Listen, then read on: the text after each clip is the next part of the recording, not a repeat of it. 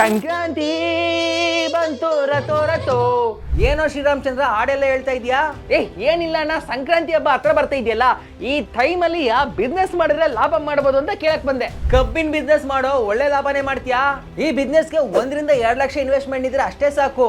ನೀನು ರೈತರಿಂದ ಡೈರೆಕ್ಟ್ ಆಗಿ ಕಬ್ಗಳು ತಗೊಳ್ಳೋದ್ರಿಂದ ನೀನ್ ಬೇರೆಯವ್ರ ಕಮಿಷನ್ ಕೊಡೋ ಅವಶ್ಯಕತೆ ಇರಲ್ಲ, ಯಾರು ಮಿಡಲ್ ಮ್ಯಾನ್ಸ್ ಗಳು ಇರಲ್ಲ. ಆವರೇಜ್ ಆಗಿ 1 ಟನ್ ಕಬ್ಗೆ 3 ರಿಂದ 5 ಸಾವಿರ ರೂಪಾಯಿ ಇರುತ್ತೆ.